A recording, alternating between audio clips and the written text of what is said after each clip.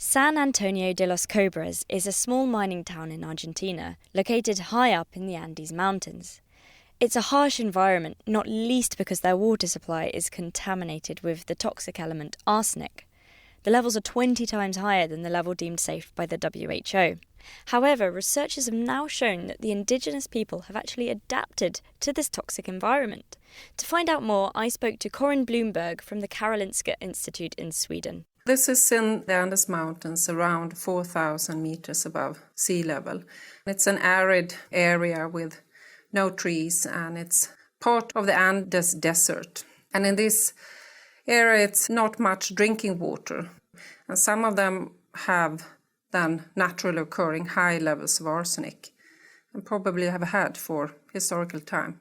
Now, arsenic is pretty nasty stuff. In fact, it's one of the deadliest toxins out there. You probably associate it with whodunit mystery books, as a big dose of the stuff is fatal.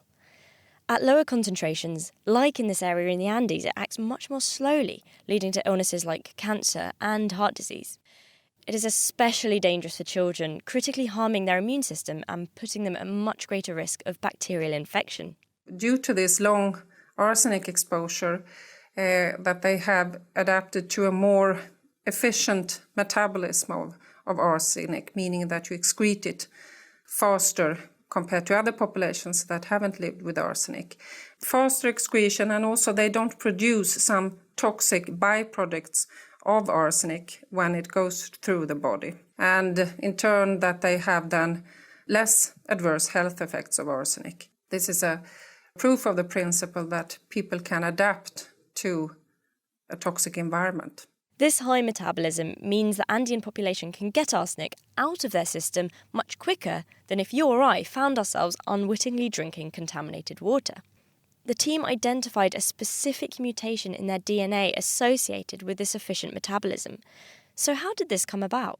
The children with a genetic setup that is associated now with a slower metabolism would then have more infections, and that in historical time that would have been very dangerous and often death as a result. And that means that their gene pool haven't been able to reproduce for the next generation. Unlucky children without this mutation are much more likely to succumb to the deadly effects of arsenic before they themselves can become parents, meaning anyone with it has an automatic advantage and is more likely to pass on their genes. Survival of the fittest. Evolution in action. This is the first evidence of people adapting to a toxic environment, but this kind of thing has been seen before. There are a few other some examples of human adaptation, and one well known is, for example, to tolerate lactose or milk sugar in milk, which was shown about 10 years ago. And another example is tolerance at live at high altitude in Tibet. So there are a few other examples of adaptation to a certain environment or a certain nutrition. But this is the first one for humans and in relation to a toxic environment.